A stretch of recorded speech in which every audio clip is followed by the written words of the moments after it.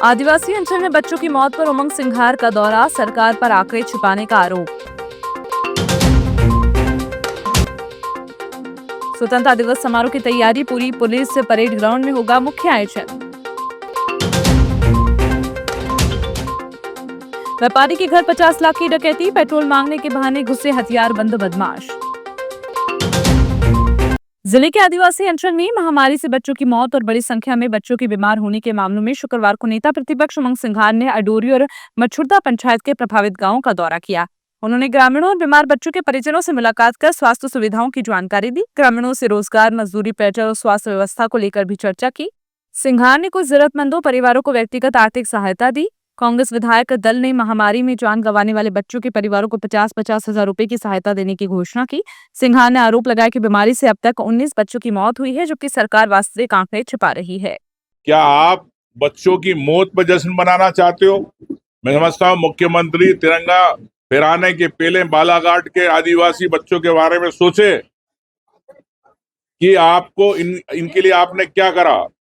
Congress party की ओर से 50,000 रुपए पूरे कांग्रेस विधायक की ओर से सहयोग राशि दी जा रही इनको, लेकिन मैं मांग करता हूं कि आप 10 से 20 लाख रुपए हर परिवार के छोटे बच्चों को उनके परिवार के लिए दे। आप ये महामारी हो रही है, हमने कई बच्चों से पूछा कि आपको फंगल इन्फेक्शन या खुजली हो रही, बोले खुजली हो रही। कई लोगों ने अपने शर्ट उतार के बताए। तो मैं समझता हूं कि ये एक अलर्ट है, सरकार को तत्काल इस पर कार्रवाई करना चाहिए। तत्काल इसके अंदर यहाँ जोन बना के कैसे इसको रोके, नहीं तो ऐसा नहीं हो कि कई गांव चपेट में आ जाए। स्वतंत्रता दिवस का जिला स्तरीय मुख्य समारोह 15 अगस्त को पुलिस परेड ग्राउंड में हर्षोल्लास और गरिमा में वातावरण में आयोजित किया जाएगा। समारोह की सभी तैयारियों को अंतिम रूप दे दिया गया है। मुख्य कार्यक्रम सुबह 9 बजे शुरू होगा। कलेक्टर कुमार सत्यम राष्ट्रीय ध्वज फहराकर परेड की सलामी लेंगे। इसके बाद मुख्यमंत्री डॉक्टर मोहन यादव के संदेश का एलईडी स्क्रीन के माध्यम से सीधा प्रसारण होगा। समारोह में पुलिस सहित विभिन्न दल आकर्षक मार्च पास्ट प्रस्तुत करेंगे। वहीं स्कूली विद्यार्थियों द्वारा देशभक्ति से ओतप्रोत सांस्कृतिक कार्यक्रमों की प्रस्तुति होगी। स्वतंत्रता दिवस समारोह को लेकर प्रशासन ने सुरक्षा, यातायात और अन्य व्यवस्थाओं को भी अंतिम रूप दे दिया। कार्यक्रम में बड़ी संख्या में नागरिकों के शामिल होने की संभावना है। जिले में 5 दिनों के अंतराल के बाद शुक्रवार को एक बार फिर झमाझम बारिश हुई। शाम करीब 4:30 बजे शुरू हुई तेज बारिश से उमस भरी गर्मी से लोगों को राहत मिली। बारिश से खेतों में लगी फसलों को भी फायदा पहुंचने की उम्मीद है। जिले में 14 अगस्त तक करीब 30 इंच बारिश दर्ज की गई। मौसम वैज्ञानिक डॉक्टर धर्मेंद्र अगासी के अनुसार 17 अगस्त तक जिले में भारी बारिश के साथ मध्यम बादल छाए रहने की संभावना है।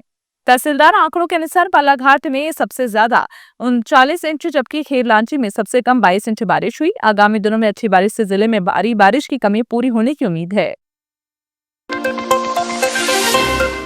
जिले के बेहर थाना क्षेत्र के ग्राम कुमादेही में 12 से 13 अगस्त की दरमियानी रात हथियारबंद बदमाशों ने व्यापारी के घर धावा बोलकर करीब 50 लाख रुपए की डकैती को अंजाम दिया।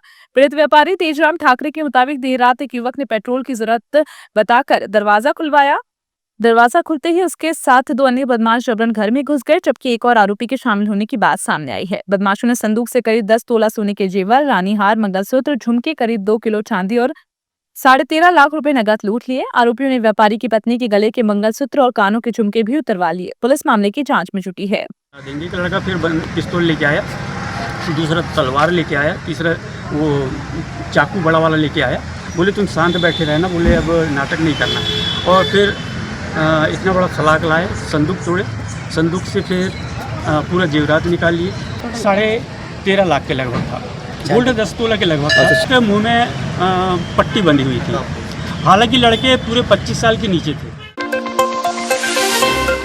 वर्षों से उपेक्षा का दंश झेल रहे ग्रामीण पटेलों ने अपने अधिकार बहाल करने, मानदेय सहित अन्य सुविधाओं देने की मांग को लेकर प्रदेश सरकार के खिलाफ नाराजगी जताई है। ग्रामीण पटेल कल्याण संघ के बैनर तले शुक्रवार को नगर के बस स्टैंड स्थित धर्मशाला में बैठक आयोजित की गई। बैठक में महाराष्ट्र, छत्तीसगढ़ और हरियाणा सहित अन्य राज्यों की तर्ज पर मध्य प्रदेश के ग्रामीण पटेलों को भी अधिकार, सम्मान और मानदेय दिए जाने की मांग उठाई गई। संघ पदाधिकारियों ने आरोप लगाया कि एक साजिश के तहत गाँव में पटेलों के अधिकार समाप्त किए गए हैं और धीरे धीरे उनका अस्तित्व खत्म करने का प्रयास किया जा रहा है।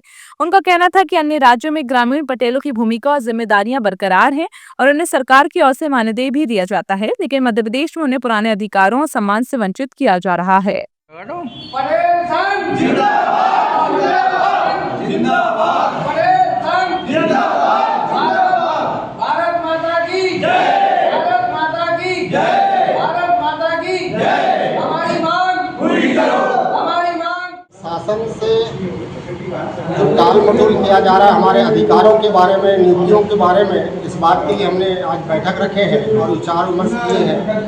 और विचार विमर्श में हमारा निर्णय ये हुआ है कि आगामी हम भोपाल में जाकर के माननीय मुख्यमंत्री जी को एक ज्ञापन सौंपा जाएगा कि हमारे जो अधिकार हैं और रिक्त पदों पर नियुक्तियाँ नहीं की जा रही है, क्यों नहीं की जा रही है, इस बात का ज्ञापन सौंपा जाएगा। महीने में 15 दिन में बैठक रखते हैं कि पटेल का अधिकार को सरकार पूर्णतया रूप से दे।